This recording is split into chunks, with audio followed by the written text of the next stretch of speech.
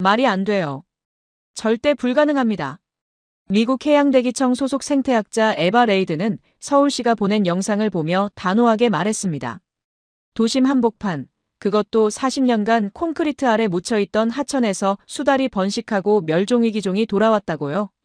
그녀는 라스베이거스와 시카고에서 수억 달러를 쏟아부어도 실패했던 프로젝트를 떠올렸습니다. 이건 분명 정치적 쇼입니다.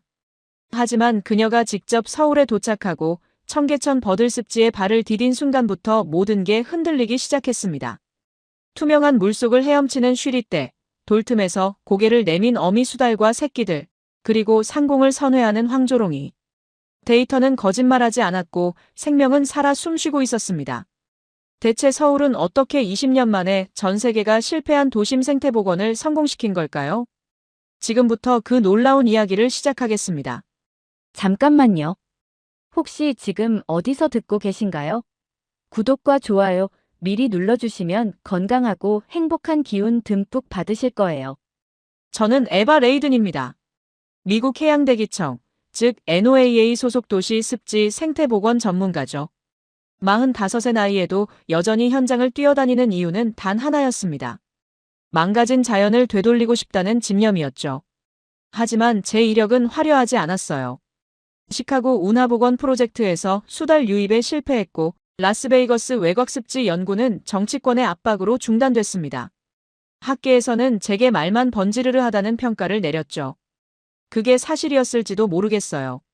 저는 결과를 내지 못했으니까요. 특히 라스베이거스 프로젝트는 뼈아팠습니다. 사막 외곽에 인공습지를 조성하고 물을 끌어들여 생태계를 만들겠다는 계획이었죠.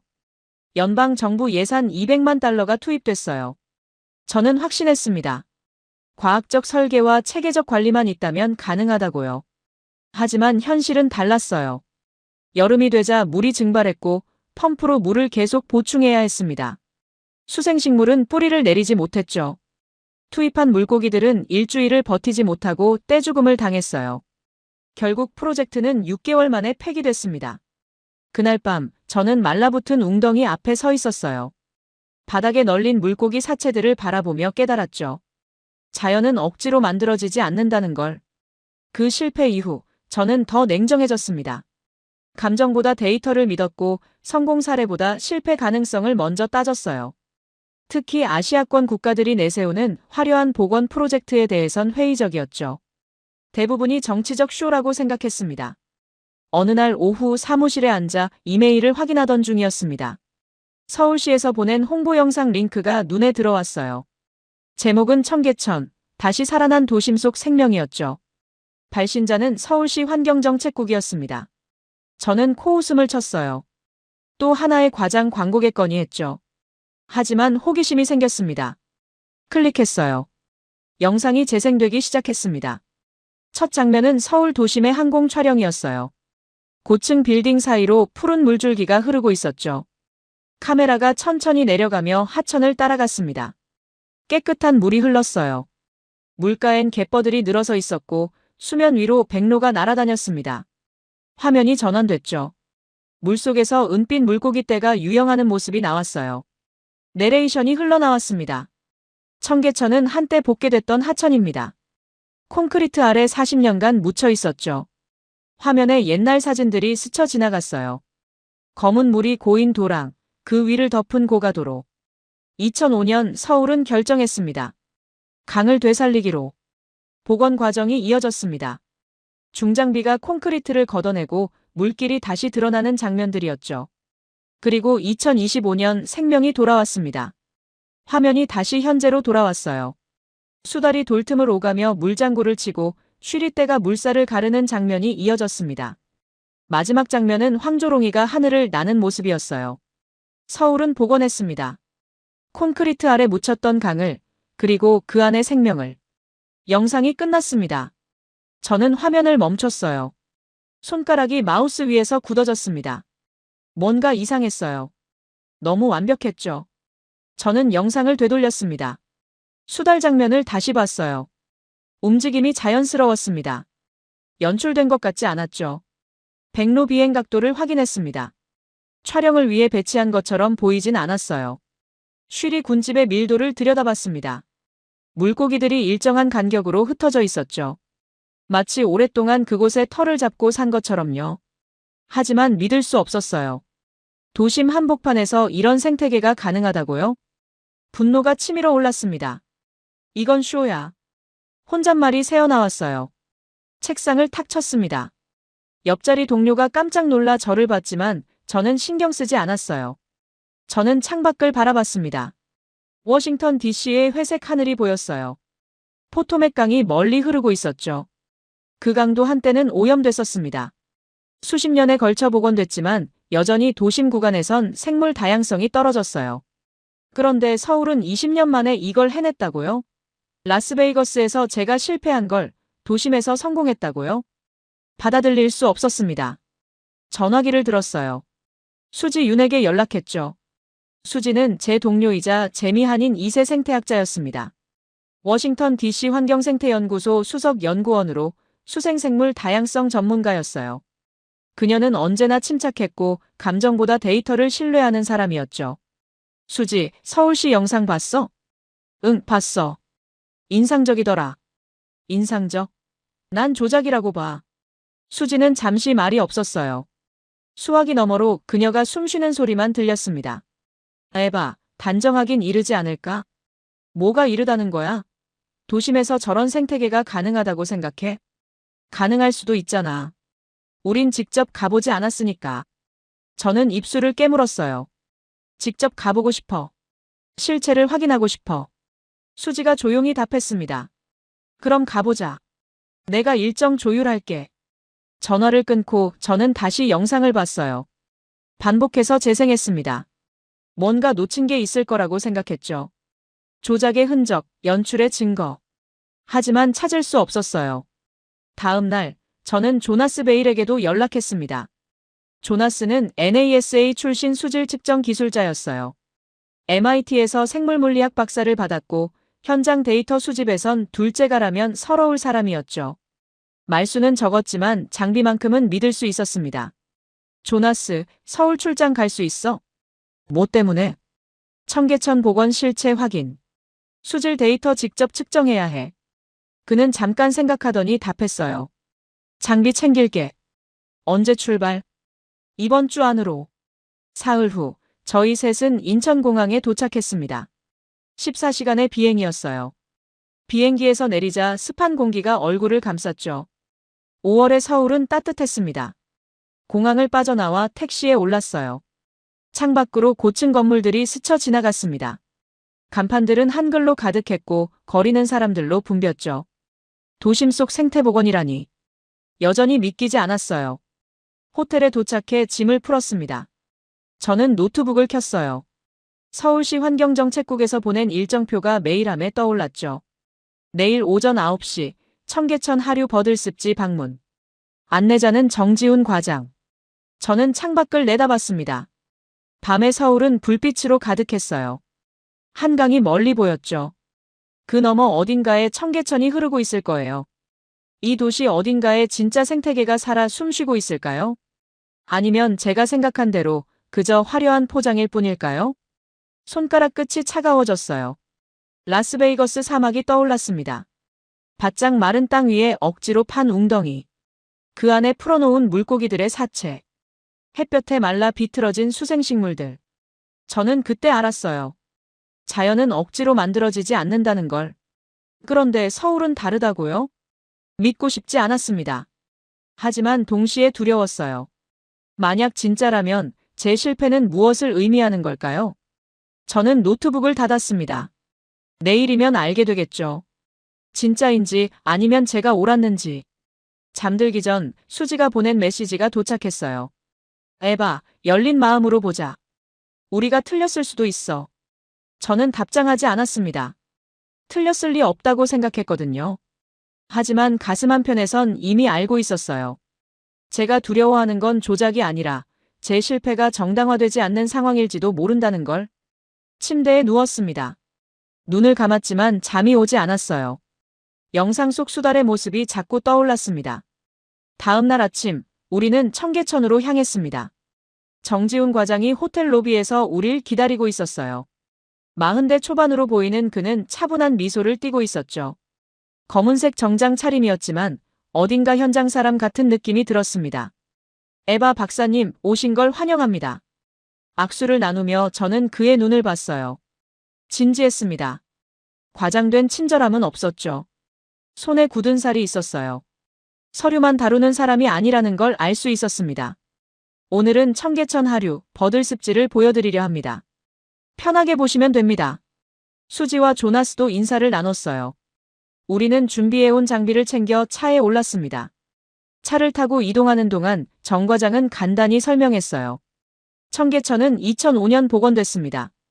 당시엔 물길을 되살리는 게 목표였죠. 하지만 생태계가 진짜로 자리 잡은 건 최근 5년 사이였습니다. 왜 그렇게 오래 걸렸나요? 수지가 물었어요. 생명은 기다림이 필요했습니다. 물길을 만들고 식물을 심고 수지를 관리했지만 동물들이 돌아오는 건 그들의 선택이었으니까요. 우리가 할 수 있는 건 환경을 만드는 것뿐이었죠. 조나스가 말했습니다. 인공 유입은 안 했나요? 물고기 일부는 초기에 방류했습니다. 하지만 쉬리나 수달, 조류는 자연적으로 왔어요. 특히 하류 구간의 버들습지는 자연 형성된 부분이 많습니다. 저는 창밖을 바라봤어요. 서울 시내가 스쳐 지나갔습니다. 차들이 빼곡하고 사람들이 인도를 가득 메우고 있었죠. 이런 도심 한복판의 생태계라니. 차가 멈췄습니다. 성동구 마장동 일대였어요. 우리는 차에서 내렸죠. 정 과장이 앞장서서 걸었습니다. 좁은 골목길을 지나자 갑자기 시야가 트였어요. 그리고 저는 처음으로 청계천 버들습지를 봤습니다. 숨이 멎는 것 같았어요. 고요했습니다. 물은 천천히 흘렀고 갯벌들이 물가를 따라 늘어서 있었어요. 아침 햇살이 수면에 부서지며 은빛 물결을 만들었죠. 바람이 불자 버들가지가 물을 쓸 듯 흔들렸습니다. 저는 숨을 들이마셨어요. 공기가 달랐습니다. 도심 한복판이라고 믿기 어려울 만큼 정갈했죠. 풀냄새가 났어요. 물냄새도 섞여 있었습니다. 정 과장이 조용히 말했어요.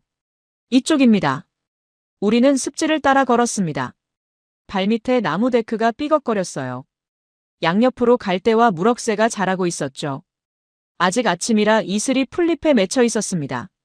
수지가 갑자기 멈춰 섰어요. 저기 봐. 그녀가 가리킨 곳에 중대백로 한 마리가 서 있었습니다. 긴 다리로 물가를 천천히 걸으며 먹이를 찾고 있었어요. 하얀 깃털이 햇빛에 빛났죠. 우리가 가까이 가도 날아가지 않았습니다. 고개를 살짝 돌려 우릴 보더니 다시 물속을 들여다봤어요. 정 과장이 조용히 말했습니다. 저 친구는 이 구간의 단골입니다. 거의 매일 아침 저 자리에 있죠. 물고기를 잡아먹고 있어요. 저는 백로를 바라봤어요. 자연스러웠습니다. 연출된 것 같지 않았죠.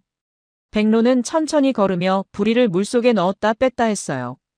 조나스가 가방에서 드론을 꺼냈습니다. 촬영해도 될까요? 상공에서 전체 습지 구조를 보고 싶습니다. 얼마든지요. 저희도 정기적으로 드론 모니터링을 합니다. 드론이 떠올랐어요. 위잉 소리를 내며 공중으로 올라갔죠. 조나스가 조종기 화면을 들여다보며 촬영을 시작했습니다. 저는 그 화면을 함께 봤어요. 위에서 본 습지는 달랐습니다. 물길이 S자로 구불구불 흐르고 있었고 그 주변으로 버들과 갈대가 띠를 이루고 있었어요. 자연스러운 패턴이었죠. 인공적으로 만들었다면 이렇게 불규칙할 수 없었습니다. 화면이 물속으로 줌인됐어요. 투명한 물 아래로 무언가 움직이는 게 보였습니다. 작은 물고기 떼였어요. 은빛 비늘이 햇빛에 반짝였죠. 물이 지어 움직이고 있었습니다. 저건 뭔가요? 정 과장이 답했어요. 쉬리입니다. 우리나라 고유종이죠. 2급수 이상, 깨끗한 물에서만 살아요. 저 친구들은 작년부터 이 구간에 정착했습니다. 쉬리. 저는 그 이름을 기억했어요. 영상에서 본 바로 그 물고기였습니다. 드론이 더 높이 올라갔어요. 화면에 갑자기 다른 움직임이 포착됐습니다. 새 한 마리가 상공을 날고 있었어요. 황조롱이었습니다. 맹금류였죠. 날개를 펴고 상공을 천천히 선회하며 아래를 주시하고 있었어요. 사냥하는 중이었습니다. 수지가 작게 탄성을 냈어요. 믿을 수 없어. 도심에서 황조롱이라니. 정 과장이 고개를 끄덕였습니다. 네, 작년부터 관찰되고 있습니다. 먹이 사슬이 형성됐다는 증거죠. 쥐나 작은 새들을 잡아먹어요. 조나스는 말이 없었어요. 하지만 그의 손이 드론 조종기를 꽉 쥐고 있는 게 보였습니다. 화면을 뚫어져라 들여다보고 있었죠. 저는 물가로 다가갔습니다. 데크에서 내려와 흙길을 밟았어요. 쪼그리고 앉아 물을 들여다봤죠. 투명했습니다. 바닥에 자갈이 훤히 보였어요. 물이끼가 돌에 붙어 있었고 작은 물달팽이가 기어가고 있었습니다. 손을 뻗어 물을 떠올렸어요. 차가웠죠. 손가락 사이로 물이 흘러내렸습니다. 이게 진짜인가요? 제 목소리가 떨렸습니다. 정 과장이 제 옆에 쪼그리고 앉았어요. 네, 진짜입니다. 연출이 아니라고요? 촬영을 위해 물고기를 풀어놓거나 새를 배치한 게 아니라고요? 그가 고개를 저었습니다. 연출할 필요가 없었습니다. 우리는 그저 환경을 만들었고 기다렸어요. 그랬더니 그들이 스스로 돌아왔습니다. 저는 그를 바라봤어요. 그의 얼굴에는 자랑스러움이 아니라 겸손함이 있었습니다. 마치 자신이 한 일이 아니라 자연이 한 일을 지켜본 사람처럼요. 수지가 다가왔습니다. 에바, 이건 진짜야. 내가 봐도 그래. 생태계가 살아있어. 조나스도 고개를 끄덕였어요. 수질 샘플 채취하겠습니다. 그는 가방에서 장비를 꺼냈어요. 수질 측정 키트와 샘플 채취 용기를 꺼내 물을 떠냈습니다. 즉석에서 측정을 시작했죠. 시약을 넣고 색깔 변화를 확인하고 디지털 측정기를 물에 담갔어요. pH 7.2입니다. 용존산소는 9.5mg/리터. 생물화학적 산소 요구량, 즉 BOD는 2.8mg/리터. 2급수 기준을 충족합니다. 저는 입술을 깨물었어요. 믿고 싶지 않았지만 데이터는 거짓말하지 않았습니다. 정 과장이 일어서며 말했어요. 이쪽으로 오시죠. 더 보여드릴 게 있습니다. 우리는 습지 안쪽으로 들어갔습니다. 갯벌들 사이로 좁은 길이 나 있었어요. 발밑에서 풀벌레 소리가 들렸죠. 매미 소리도 희미하게 섞여 있었습니다. 길 양옆으로 다양한 식물이 자라고 있었어요. 정 과장이 하나하나 설명했습니다. 이건 꽃창포입니다. 습지 식물이죠. 저쪽은 갈대, 그리고 저기 보이는 게 무럭새예요. 수지가 물었어요. 전부 인공으로 심은 건가요? 초기엔 그랬습니다. 하지만 지금은 자생적으로 번식하고 있어요. 씨앗이 퍼지고 뿌리가 확장되면서 스스로 영역을 넓히고 있죠. 갑자기 물살이 일렁였습니다. 저는 그쪽을 봤어요. 물가의 돌틈에서 무언가 고개를 내밀었습니다. 수달이었어요. 작은 얼굴에 검은 눈이 우릴 바라봤죠. 콧수염이 팔랑거렸어요. 저는 숨을 멈췄습니다. 수달은 잠시 우릴 관찰하더니 물속으로 스르륵 사라졌어요. 물결만 남았습니다. 수지가 속삭였어요. 어미 수달이야. 새끼가 있을 거야. 저 움직임 봤어? 경계하면서도 침착했어. 이 구역을 자기 영역으로 인식하고 있다는 뜻이야. 정 과장이 조용히 고개를 끄덕였습니다. 네, 이 구간에 가족이 살고 있어요. 작년 가을부터 관찰되고 있습니다. 새끼 2마리가 있는 걸로 확인됐어요. 저는 그 자리에 서서 물을 바라봤어요. 수달이 사라진 곳을 응시했습니다. 라스베이거스가 떠올랐어요. 제가 실패한 그 프로젝트. 그곳엔 수달이 돌아오지 않았습니다. 아니, 돌아올 수도 없었죠. 환경 자체가 지속 가능하지 않았으니까요. 그런데 여기선 돌아왔습니다. 도심 한복판에. 그것도 가족을 이루고. 가슴이 답답해졌어요. 뭔가 무너지는 기분이었죠. 제가 믿어왔던 것들이 흔들렸습니다. 정 과장이 말했어요. 숨길 게 없습니다. 모든 걸 보여드리겠어요. 궁금한 게 있으면 언제든 물어보세요. 저는 고개를 돌려 그를 봤습니다. 그의 눈빛은 진지했어요. 왜 우릴 초대한 거죠? 검증받고 싶어서인가요? 증명하고 싶어서가 아닙니다. 그가 잠시 말을 멈췄어요. 물을 바라보다가 다시 말했죠. 나누고 싶어서입니다. 이게 가능하다는 걸. 도심에서도 망가진 자연도 다시 살릴 수 있다는 걸요. 저는 아무 말도 하지 못했어요. 다시 드론이 떠올랐습니다. 조나스가 전체 습지를 다시 촬영하고 있었어요. 화면 속에서 청계천이 펼쳐졌습니다. 갯벌들, 습지, 물길, 그리고 그 안을 채운 생명들. 이건 쇼가 아니었어요. 진짜였습니다. 하지만 저는 여전히 완전히 믿고 싶지 않았어요. 인정하면 제 실패를 마주해야 했으니까요. 제가 못한 걸 다른 누군가가 해냈다는 걸 받아들여야 했으니까요. 정 과장이 다시 말했습니다. 내일은 수질 모니터링 시스템을 보여드리겠습니다. 그리고 생물 다양성 데이터베이스도요. 모든 자료를 공개하겠어요. 저는 고개를 끄덕였습니다. 말이 나오지 않았어요.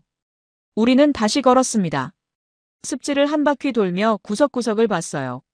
조나스는 계속 샘플을 채취했고 수지는 식물 종류를 기록했습니다. 저는 그저 걸으며 봤어요.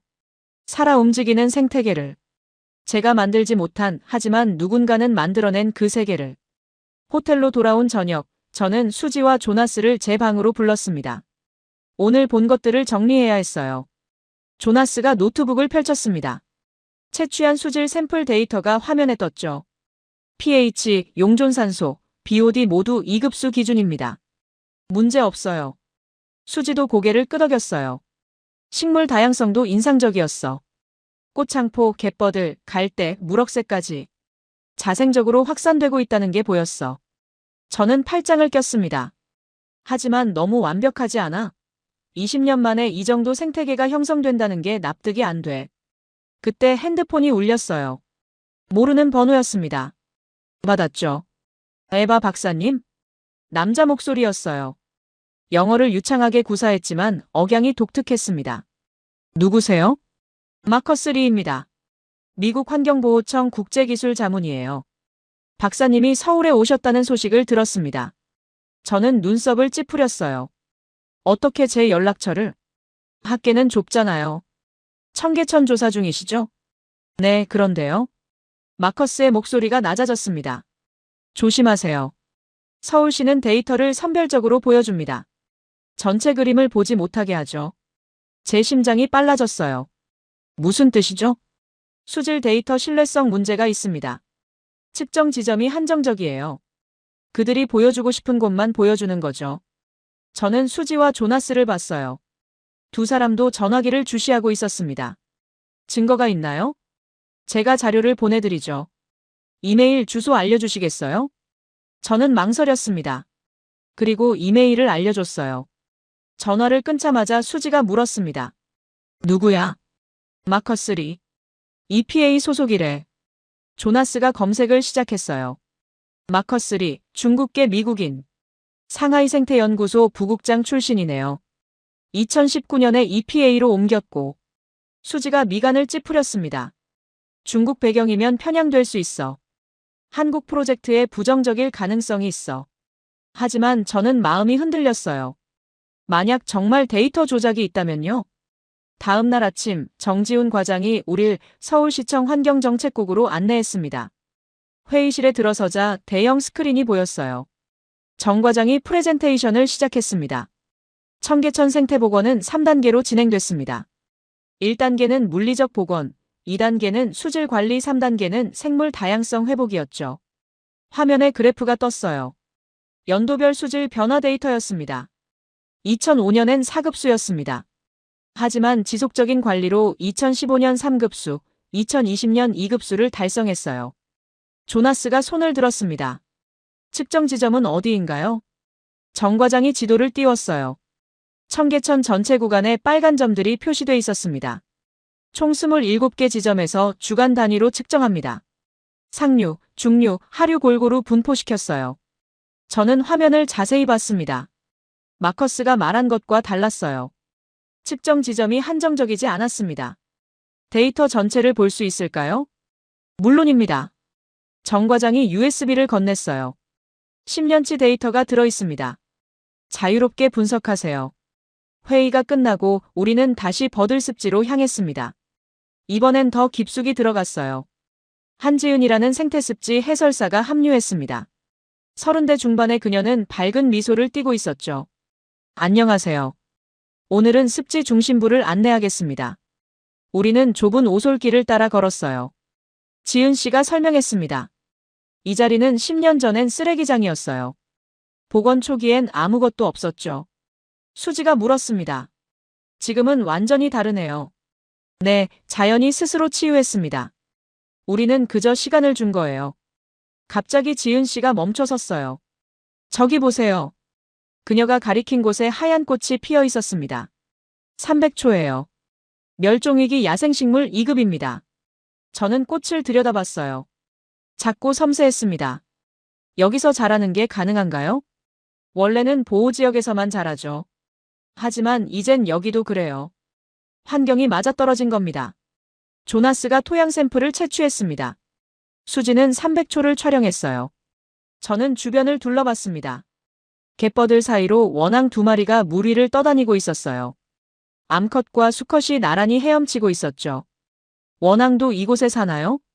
지은 씨가 고개를 끄덕였습니다. 네, 작년부터 번식하고 있어요. 이 구간이 안전하다는 걸 알게 된 거죠. 저는 원앙을 바라봤어요. 평화로웠습니다.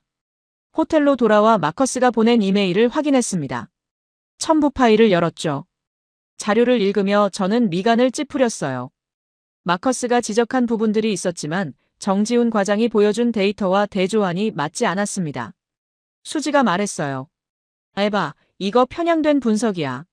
마커스가 일부 구간만 골라서 문제 제기한 거야. 조나스도 동의했습니다. 우리가 직접 채취한 샘플이 더 신뢰할 만해요.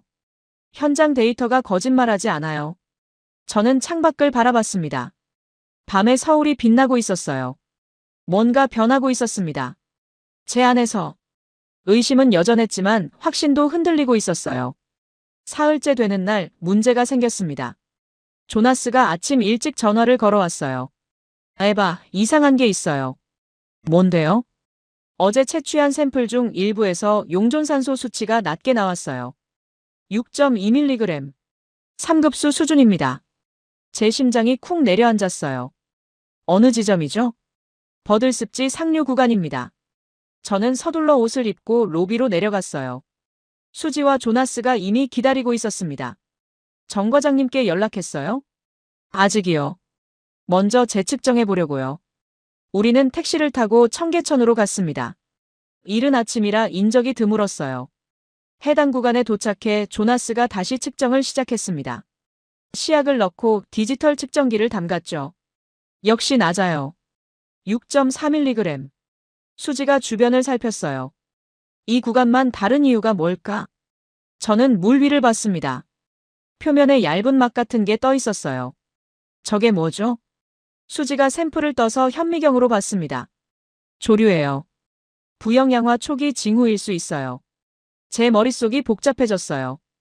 역시 문제가 있었던 건가요? 그때 핸드폰이 울렸습니다. 마커스였어요. 에바 박사님, 뭔가 발견하셨나요? 어떻게 알았죠? 제가 말씀드렸잖아요. 선별적 데이터라고. 저는 입술을 깨물었어요. 지금 확인 중입니다. 조심하세요. 그들이 당신을 설득하려 할 겁니다. 전화를 끊자마자 정지훈 과장에게서 연락이 왔어요. 에바 박사님, 지금 어디 계세요? 청계천 상류 구간입니다. 제가 지금 가겠습니다. 30분 후 정 과장이 도착했습니다. 한지은 해설사도 함께였어요. 무슨 일이시죠? 조나스가 데이터를 보여줬습니다. 이 구간 용존산소가 낮아요. 정 과장이 고개를 끄덕였어요. 네, 알고 있습니다. 알고 있다고요? 이 구간은 지난주 폭우로 유입수가 많았어요. 일시적으로 수질이 변동했습니다. 지은 씨가 태블릿을 꺼냈습니다. 실시간 모니터링 데이터예요. 화면에 그래프가 떴어요. 지난 2주간 용존산소 변화가 표시돼 있었습니다. 보세요. 폭우 직후 급격히 떨어졌다가 회복 중입니다. 수지가 물었어요. 회복 속도는요? 보통 3일에서 5일 걸립니다. 자연적인 자정작용이죠. 조나스가 그래프를 분석했어요. 패턴이 일관적이네요. 환경 변수에 따른 정상적인 변동으로 보입니다. 저는 정 과장을 봤습니다. 왜 미리 말씀 안 하셨어요? 말씀드렸습니다. 데이터 전체를 드렸죠. 그 안에 다 들어있었어요. 맞았어요. USB에 있던 데이터를 제대로 안 봤던 건 저였습니다. 정 과장이 조용히 말했습니다. 생태계는 완벽하지 않습니다. 변동이 있고 위기도 있죠. 하지만 중요한 건 회복력입니다. 지은 씨가 덧붙였어요. 자연은 살아있어요. 숨쉬고 변하고 적응하죠. 그게 진짜 생태계예요. 저는 물을 바라봤습니다. 조류막이 어제보다 옅어진 것 같았어요. 정말 회복되고 있네요. 수지가 재측정을 했습니다. 6.8mg이에요. 올라가고 있어요. 조나스도 확인했습니다. 맞아요. 자정작용이 진행 중입니다. 저는 한숨을 내쉬었어요. 긴장이 풀렸습니다. 정 과장이 말했어요. 내일은 황조롱이 사냥 장면을 보여드리고 싶습니다. 새벽에 오시면 볼 수 있어요. 저는 고개를 끄덕였습니다. 그날 저녁 마커스에게서 다시 전화가 왔어요. 맞지 않았습니다. 대신 수지에게 말했죠. 우리 직접 확인해야 해. 누구 말도 믿지 말고. 수지가 미소 지었어요. 그게 맞아. 과학자답게. 다음 날 새벽 5시, 우리는 버들습지에 있었습니다. 어둠이 채 가시지 않은 시간이었어요. 안개가 물 위에 자욱했죠. 정지훈 과장과 한지은 씨가 먼저 와 있었습니다. 조용히 하셔야 해요. 황조롱이가 민감해요. 우리는 관찰 데크로 올라갔어요. 조나스가 망원 카메라를 설치했습니다. 하늘이 점점 밝아졌어요. 수평선이 붉게 물들기 시작했죠. 갑자기 지은 씨가 손가락을 입술에 댔습니다. 저는 하늘을 봤어요. 황조롱이 한 마리가 상공을 선회하고 있었습니다. 날개를 펴고 공중에 멈춘 듯 떠 있었어요. 호버링이었죠. 아래를 주시하고 있었습니다. 숨을 죽였어요. 순간 황조롱이가 급강하했습니다. 화살처럼 내려꽂혔죠. 풀숲에 닿는 순간 날개를 접었어요. 그리고 다시 날아올랐습니다. 발톱에 무언가 잡혀 있었어요. 작은 들쥐였습니다. 조나스가 모든 걸 촬영했어요. 황조롱이는 근처 갯버들 가지에 앉았습니다. 사냥한 먹이를 먹기 시작했죠. 수지가 속삭였어요. 완벽한 먹이 사슬이야. 최상위 포식자가 정착했어. 저는 황조롱이를 바라봤습니다. 라스베이거스에서 보고 싶었던 광경이었어요. 생태 피라미드의 정점. 하지만 그곳에선 볼 수 없었죠. 먹이가 없었으니까요. 하위 단계가 무너져 있었으니까요. 여기선 달랐어요. 풀이 있고 벌레가 있고 쥐가 있고 그걸 잡아먹는 황조롱이가 있었습니다. 완전한 순환이었어요. 해가 완전히 떠올랐습니다. 안개가 걷히기 시작했어요. 그때였습니다. 물가에서 움직임이 포착됐어요. 수달이었습니다. 그것도 한 마리가 아니었어요. 어미 수달과 새끼 2마리였습니다. 새끼들은 작았어요. 어미를 따라 물가를 뛰어다녔죠. 한 마리가 돌 틈에 머리를 박았다가 빠졌어요. 장난치는 것처럼 보였습니다. 어미는 조용히 새끼들을 지켜봤어요. 저는 눈물이 날 것 같았습니다. 이건 연출할 수 없었어요.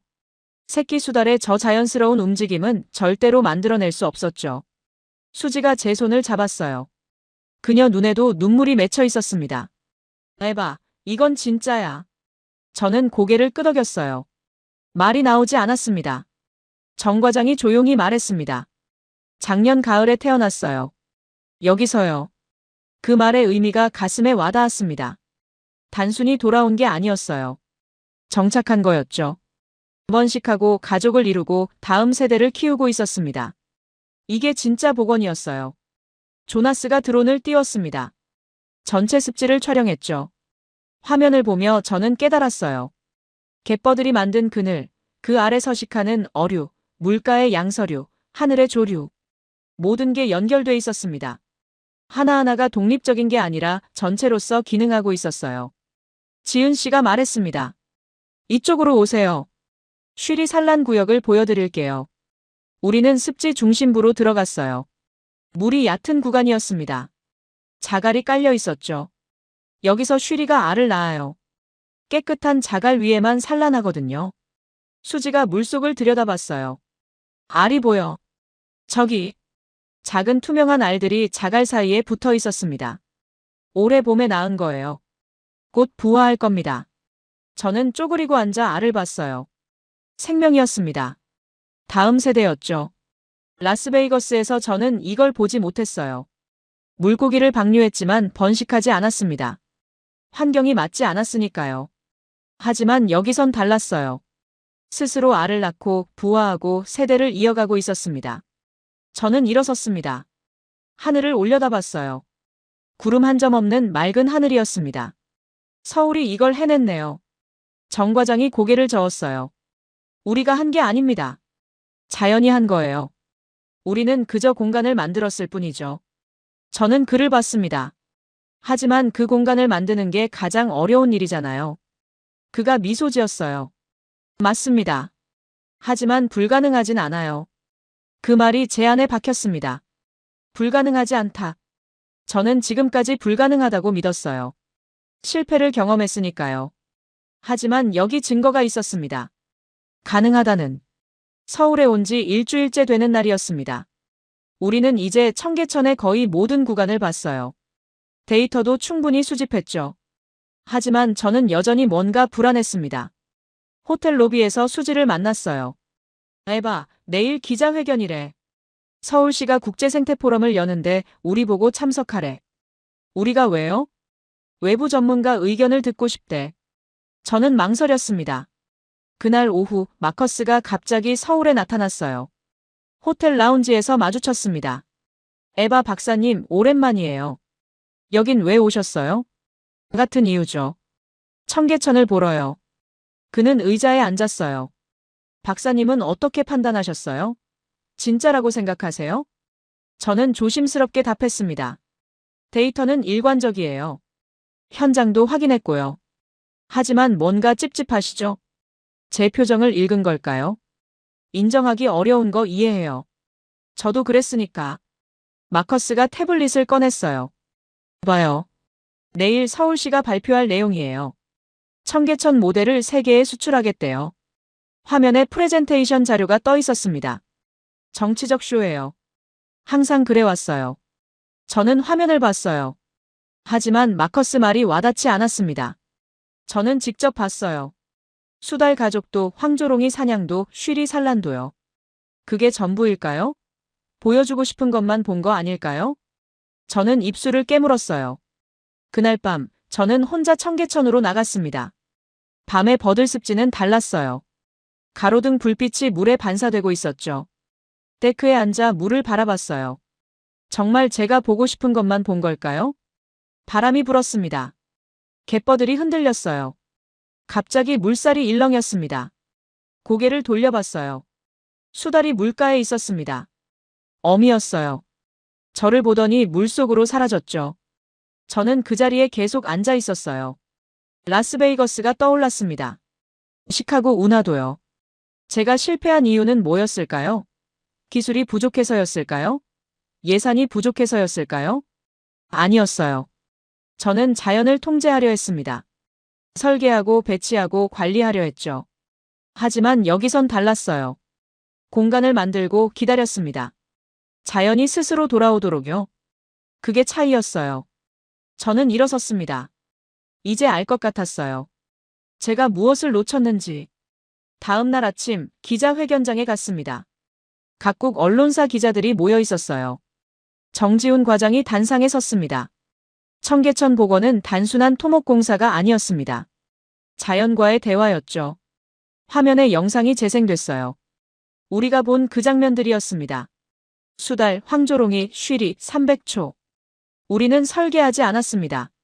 가능성을 열어뒀을 뿐이죠. 질의응답 시간이 됐어요. 한 프랑스 기자가 물었습니다. 이게 정말 지속 가능한가요? 정 과장이 답했어요. 20년이 지났습니다. 생태계는 더 강해지고 있어요. 그게 답입니다. 마커스가 손을 들었어요. 하지만 인공적 개입이 계속 필요하지 않습니까? 물론입니다. 모니터링하고 관리합니다. 하지만 통제하지 않아요. 협력하죠.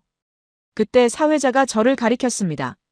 에바 레이든 박사님, 미국 NOAA 소속이십니다. 의견을 듣고 싶습니다. 모든 시선이 저에게 쏠렸어요. 저는 천천히 일어섰습니다. 저는 회의적이었습니다. 마이크를 잡았어요. 도심에서 이런 복원이 가능하다고 믿지 않았죠. 제 경험상 실패가 더 많았으니까요. 정 과장이 저를 봤어요. 하지만 일주일간 직접 확인했습니다. 데이터를, 현장을, 생명을요. 목소리가 떨렸습니다. 여기엔 증명할 게 없었어요. 존재하는 것뿐이었죠. 박수가 터져 나왔습니다. 저는 다시 앉았어요. 수지가 제 손을 잡았습니다. 잘했어. 회견이 끝나고 정 과장이 다가왔어요. 감사합니다, 에바 박사님. 제가 감사해야죠. 보여줘서요. 보여준 게 아닙니다. 함께 본 거예요. 저는 미소 지었습니다. 그날 저녁 마커스에게서 문자가 왔어요. 당신도 속았군요. 저는 답장하지 않았습니다. 대신 창밖을 바라봤어요. 서울의 밤이 빛나고 있었습니다. 어딘가에서 강이 흐르고 있었죠. 그 안에서 생명이 숨쉬고 있었어요. 한 달 후 워싱턴 DC였습니다. 국제생태보건 포럼이 열렸어요. 저는 발표자로 초청받았습니다. 서울 청계천 도심 생태보건의 새로운 패러다임. 제 발표 제목이었죠. 강연장에 300명이 넘는 사람들이 모였어요. 각국의 생태학자, 도시계획가, 정책기반자들이었습니다. 저는 단상에 섰어요. 저는 실패한 사람입니다. 첫 문장부터 솔직했어요. 라스베이거스에서 시카고에서 생태보건 프로젝트를 실패했죠. 그래서 더 회의적이었습니다. 화면에 서울 영상이 재생됐어요. 하지만 서울은 성공했습니다.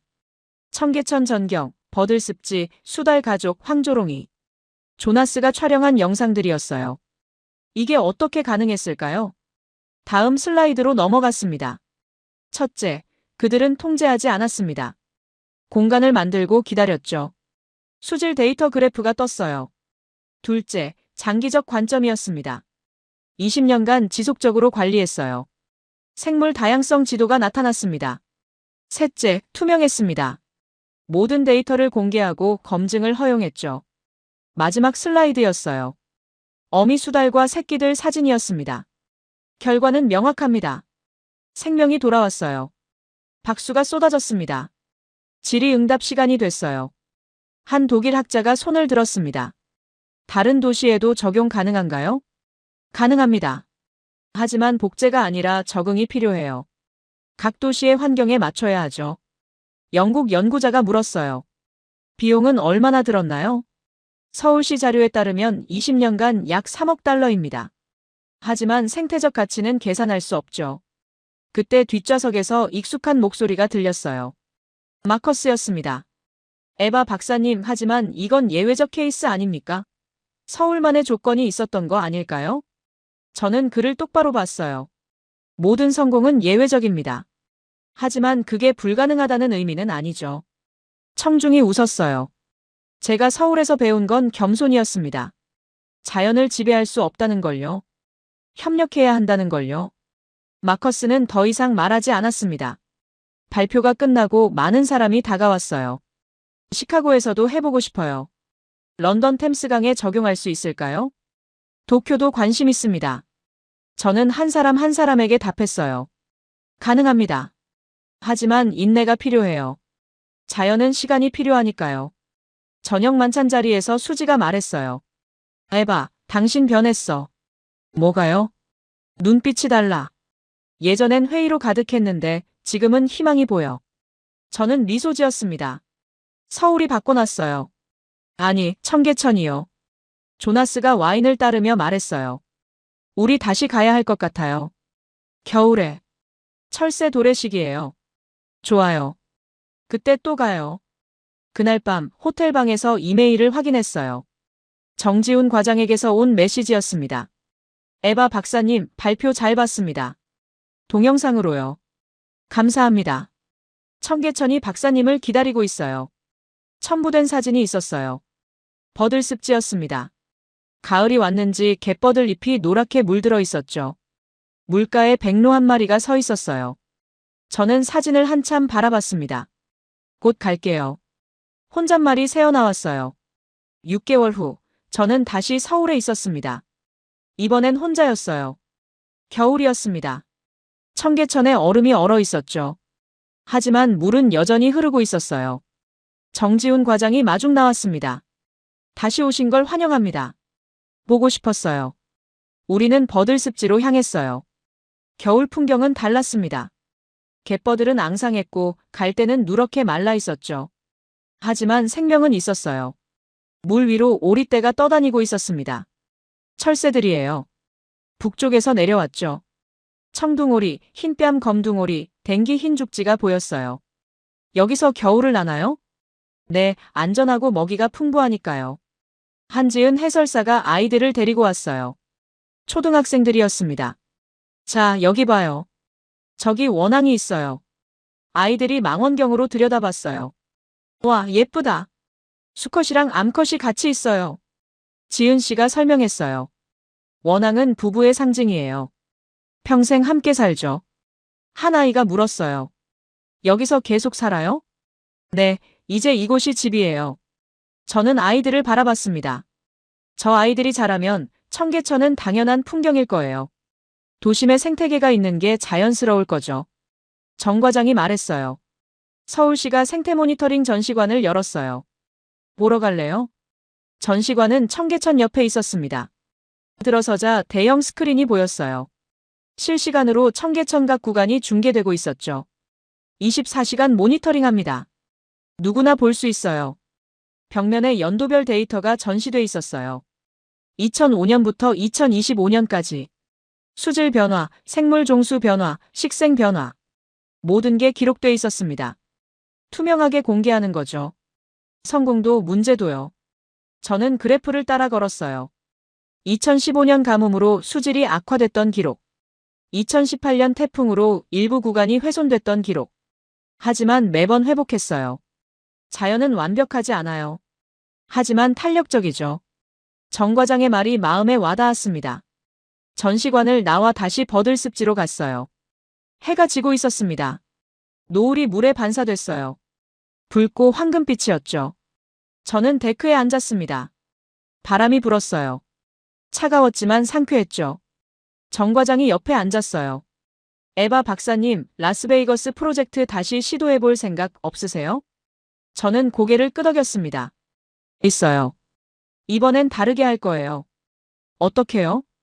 조급하지 않을 거예요. 자연의 속도를 따를 거고요. 그가 미소 지었어요. 성공하실 거예요. 모르죠. 하지만 시도는 할 거예요. 해가 완전히 졌습니다. 가로등이 켜졌어요. 물 위로 불빛이 반짝였습니다.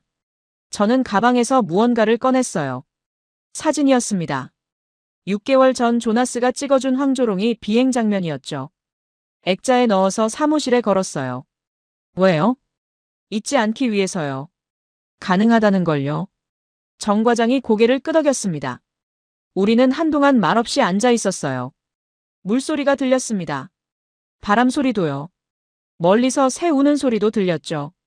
살아있는 소리였어요. 그날 밤 호텔로 돌아와 수지에게 이메일을 보냈습니다. 수지, 나 다시 시작할 거야. 네바다 주 정부에 제안서 쓸 거야. 라스베이거스 프로젝트 재시작. 이번엔 제대로. 서울에서 배운 대로. 답장이 금방 왔어요. 좋아. 나도 함께 할게. 조나스도 부를까? 그래. 우리 셋이서. 노트북을 닫고 창밖을 봤습니다.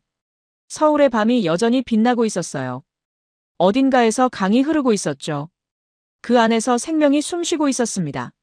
수달이 새끼를 돌보고 황조롱이가 사냥하고 쉬리가 알을 낳고 있었어요. 도심 한복판에서요. 저는 눈을 감았습니다. 라스베이거스 사막이 떠올랐어요. 하지만 이번엔 달랐습니다.